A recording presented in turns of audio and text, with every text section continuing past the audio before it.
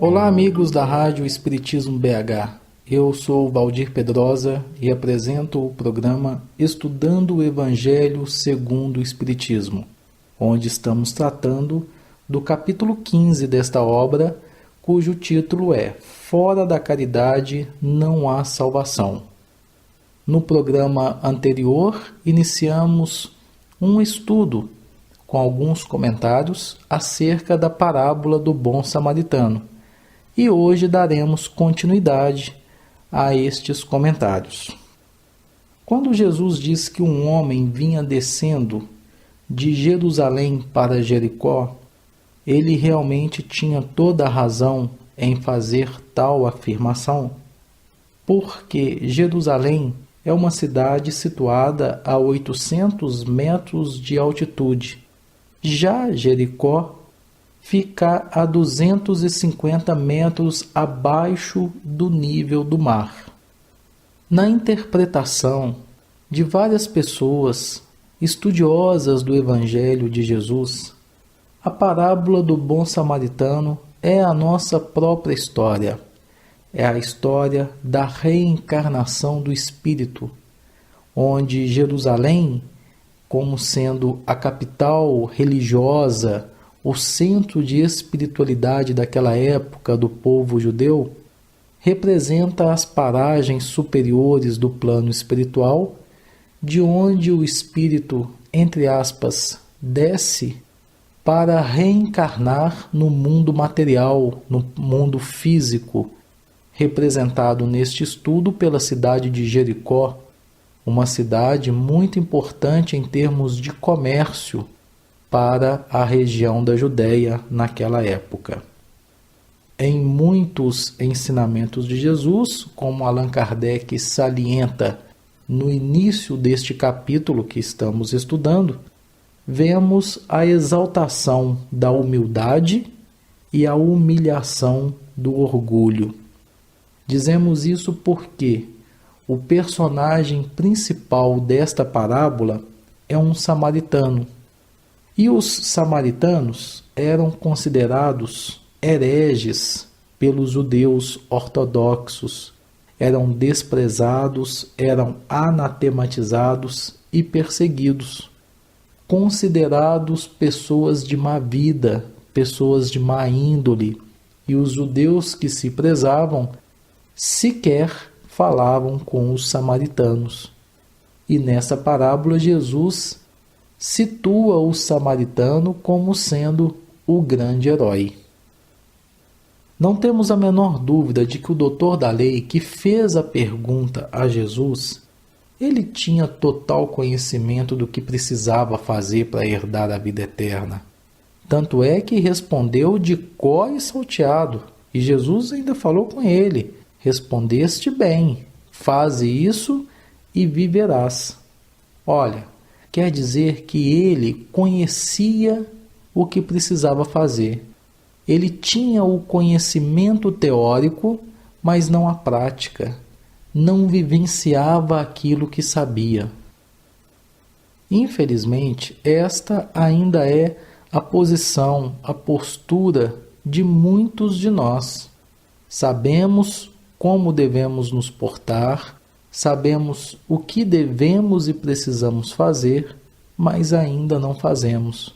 Deixamos nos levar pelas nossas más tendências, pelos nossos erros, pelos nossos vícios, e aí vamos perdendo tempo precioso em nosso caminho, em nossa estrada evolutiva. É importante lembrarmos que no início da parábola, Jesus não apenas pergunta ao doutor da lei o que está escrito na lei, mas ele pergunta também como ele lê. Quer dizer, ele não queria saber apenas o que estava escrito, mas sim qual era a interpretação do doutor da lei. Como ele lia, como ele entendia aqueles princípios de fraternidade e de caridade. o viajante ferido podemos interpretar como sendo a humanidade inteira.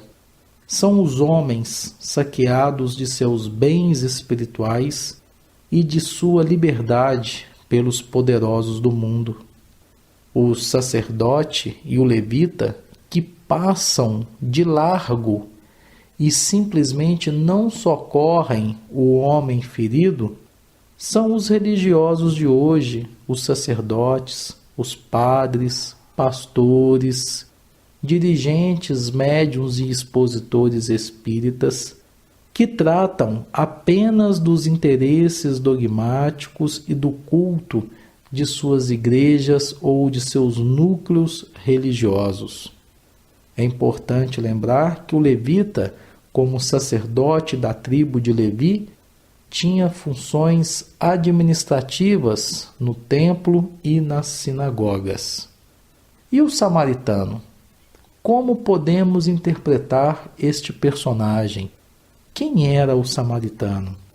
O samaritano é Jesus, é aquele que atou as feridas, tratou com azeite, com vinho, e ele estava devidamente preparado para aquela tarefa. Ele tinha a montaria, que serviu para transportar o ferido, ele tinha azeite, tinha vinho e tinha os 2 denários utilizados para pagar as despesas do viajante na hospedaria. E é interessante lembrar que o viajante ferido, que é o nosso próximo, na parábola contada por Jesus, não tem qualquer tipo de identificação. O que quer dizer que o próximo, como sendo aquele que está mais próximo de nós, que mais se avizinha de nosso coração no dia a dia, não importa qual seja a sua cor, a sua condição socioeconômica, não importa qual seja a sua orientação sexual e religiosa, não importa sequer qual seja o seu clube de futebol ou qualquer outro aspecto com o qual possamos rotulá-lo. O que importa, e é a única coisa que importa, é que aquele viajante ferido era um irmão do caminho em situação de extrema necessidade, requerendo o auxílio, requerendo a ajuda de quem quer que fosse. Com isto, Jesus nos ensina que devemos estar sempre prontos para ajudar indistintamente a todas as pessoas, independentemente de qualquer coisa. Podemos perceber que esta parábola contada por Jesus não deixava de ser uma grande afronta para os fariseus, para os doutores da lei, para os judeus de uma forma geral, porque aqueles homens vinculados à religião daquela época, que tinham tarefas de conduzir o seu povo no caminho que leva a Deus, esses homens simplesmente negligenciaram e fingiram até que nem estavam vendo o viajante ferido. No entanto, aquele outro, o samaritano, considerado um herege, desprezado, anatematizado, perseguido pelos judeus, foi quem ajudou. O samaritano foi o grande herói. O samaritano fez o que os outros deveriam ter feito, mas não o fizeram em função do convencionalismo, em função dos seus pontos de vista arraigados. O samaritano simplesmente chegou e fez o bem, e mereceu por isso essa citação honrosa por parte de Jesus, o que para os judeus era uma grande afronta. Mas vejamos com relação àquilo que o samaritano portava. Ele carregava o azeite. O azeite é o símbolo da fé, é o combustível que deve arder em nossa lâmpada e que dá claridade para a vida eterna. O samaritano portava também o vinho, que é o símbolo do trabalho, é o suco da vida, é o espírito, a essência dos ensinamentos do Mestre. E ele trazia também 2 denários, que foram necessários para custear as despesas do viajante ferido. Para muitos estudiosos, esses 2 denários representavam a caridade e a sabedoria, o amor e o conhecimento, as 2 asas em que devemos equilibrar a nossa evolução. Na parábola, Jesus diz que o samaritano ainda se compromete com o hospedeiro de que ele o recompensaria com relação a tudo aquilo que ele gastasse junto ao viajante ferido. E, enfim, o que seria tudo isso que o hospedeiro ainda viesse a gastar com o viajante ferido? Ora, isso é a abnegação, é a vigília, é a paciência, é a dedicação, é toda a caridade, todo o bem que fizermos à humanidade ferida e que será recompensado por Jesus no momento certo, de acordo com a lei de causa e efeito, que dá a cada um de acordo com as suas obras. E por fim, como podemos interpretar o hospedeiro, aquele que recebe de Jesus o viajante ferido para ser cuidado? Ora, meus irmãos, o hospedeiro são todos aqueles que receberam por parte de Jesus seus ensinos e os denários da caridade e da sabedoria para cuidarem dos irmãos feridos e saqueados que encontrarem pela vida. De certa forma, podemos dizer que o hospedeiro somos nós, e que, sendo hospedeiros, nós vamos aos poucos nos preparando para que amanhã venhamos a ser um samaritano, como Jesus o foi nesta parábola. E ao final do ensinamento, ainda temos mais um momento de constrangimento para os judeus. Jesus perguntou ao doutor da lei: qual desses 3 te parece ter sido o próximo daquele que caíra em poder dos ladrões? Qual dos 3 foi o próximo do viajante ferido? O sacerdote, o levita ou o samaritano? Ah, minha gente, aquele doutor da lei, dentro do seu orgulho e da sua vaidade, jamais responderia que foi o samaritano. Isso seria muito forte para ele. Seria exigir demais do doutor da lei. Tanto é que, ao invés de simplesmente responder, foi o samaritano, ele preferiu dizer, aquele que usou de misericórdia para com ele. Mas o mestre, em toda a sua sabedoria, disse ao orgulhoso doutor da lei, vai e faze o mesmo. Quer dizer, vá e faça como o samaritano, que você considera herege, que você persegue, que você maltrata. Seja como ele nessa história. Faça o bem sem olhar a quem. Com isso, o Mestre nos mostra que a santidade dos sacerdotes de sua época não chega ao mínimo do reino dos céus, ao passo que os excomungados, no caso os samaritanos, que praticam o bem, esses sim, se acham no caminho da vida eterna. É preciso dizer que não basta e nem é preciso ser doutor da lei, nem sacerdote, nem fariseu, nem católico, nem protestante, nem espírita, nem assistir a culto ou cumprir mandamentos desta ou daquela religião para ter a vida eterna. basta ter coração, alma e cérebro. Enfim, como diria Jesus, basta ter amor, basta fazer o bem, basta fazer a caridade.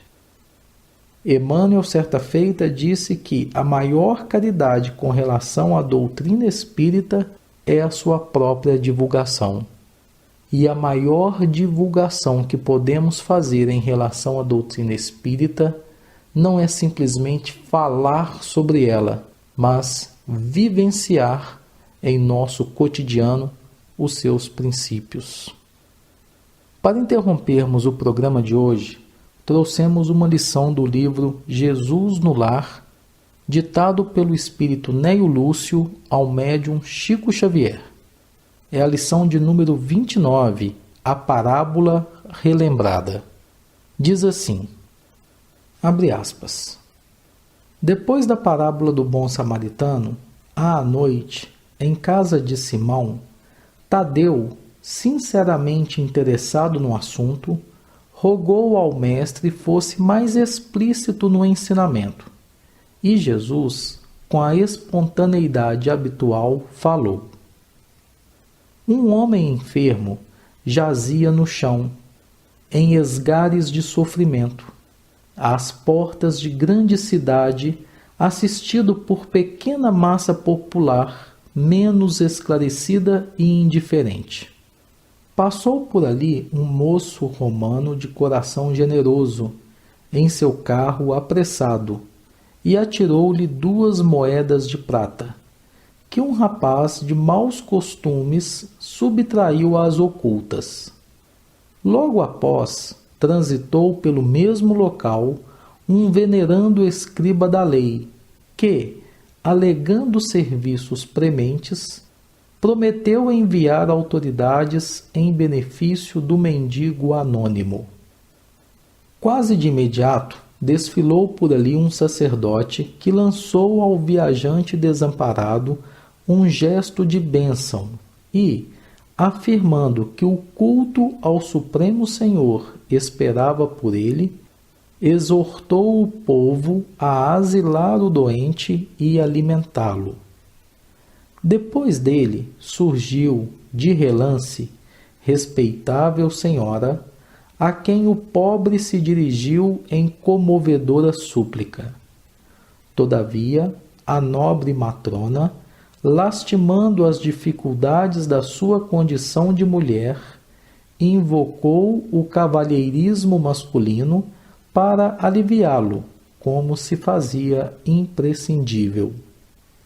Minutos após, um grande juiz varou o mesmo trecho da via pública, asseverando que nomearia testemunhas a fim de saber se o mísero não seria algum viciado vulgar, afastando-se lépido sob o pretexto de que a oportunidade lhe não era favorável. Decorridos mais alguns instantes, veio à cena um mercador de bolsa que, condoído, asseverou a sua carência de tempo e deu 20 moedas a um homem que lhe pareceu simpático, a fim de que o problema de assistência fosse resolvido. Mas o preposto improvisado era um malfeitor evadido do cárcere e fugiu com o dinheiro sem prestar o socorro prometido. O doente tremia e suava de dor, rojado ao pó, quando surgiu ali velho publicano, considerado de má vida por não adorar o Senhor segundo as regras dos fariseus.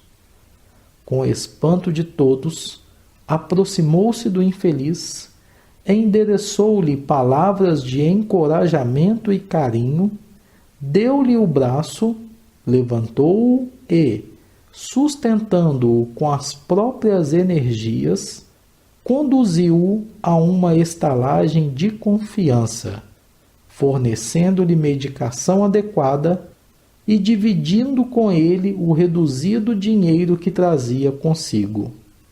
Em seguida, retomou a sua jornada seguindo tranquilamente o seu caminho. Depois de interromper-se ligeiramente, o mestre perguntou ao discípulo: Em tua opinião, quem exerceu a caridade legítima? Ah, sem dúvida! Exclamou Tadeu bem-humorado.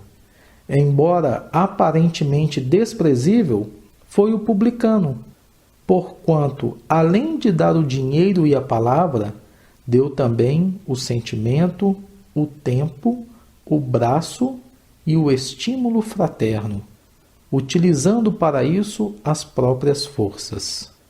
Jesus, complacente, fitou no aprendiz os olhos penetrantes e rematou: Então, faze tu o mesmo. A caridade, por substitutos, indiscutivelmente é honrosa e louvável. Mas o bem que praticamos, em sentido direto, dando de nós mesmos, é sempre o maior e o mais seguro de todos. Fecha aspas.